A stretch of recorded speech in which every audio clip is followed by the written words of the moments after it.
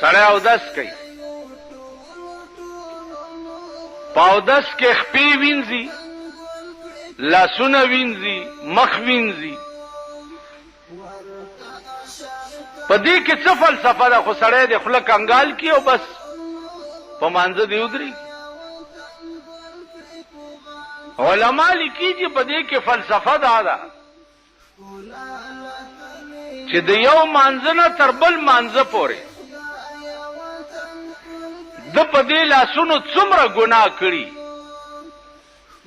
او د مانځه له دی اودس کوي، نو د اودس اوبو سره هغه ګناه د دې لاسونو نه اورځي.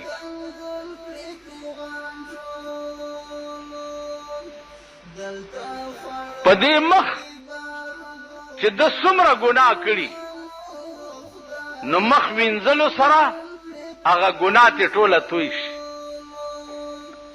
په دې خپو چې دی چرته ګناه پسې رواني او تلی، نو خپو وینځلو سره د خپو نه ګناه لري شي.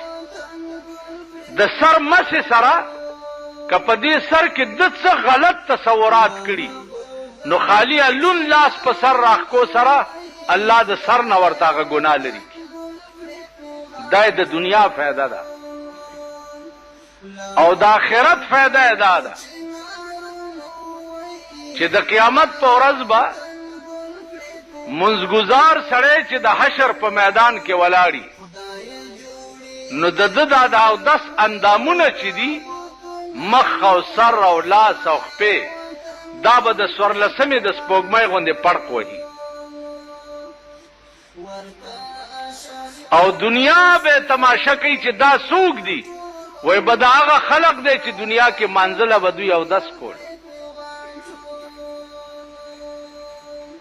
بله فلسفه پکې دا ده چې سهار مونځ دی وکړو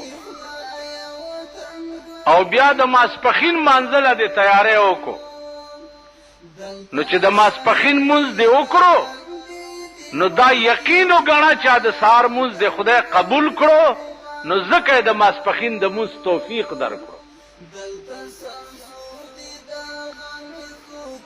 ماسپښین دی وکړو، د مازیګر د مانځه تیاری دی وکړو. چې مازیګر مونځ دی وکړو، نو دا یقین وګڼه چې د ماسپښین مونځ دی خدای قبول کړو.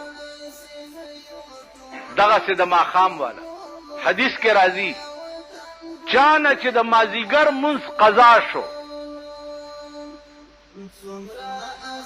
نو د دې دومره لویه ګناه ده لکه چې د ده ټول کور وران شو، بال بچ تباه شو او سیله یې پراله او دی د دوهی ملنګ پاتې شو. یو د مازیګر مونځ قضا کېدو به نو هر مانځه نه بل مانځه پورې چې الله توفیق درکړي، نو دا یقین وګڼه چې خدای دې دا منځونه قبول کړي. بیا عزیزانو حدیث کې دام راځي چې سړی هره ورځ 3 منځونه کوي، 2 کوي، 2 کوي، 3 نه کوي، 4 کوي، 1 نه کوي.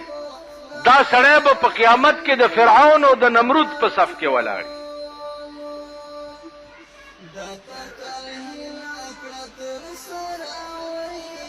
نو د اسلام په هر شي کې یو خاص راز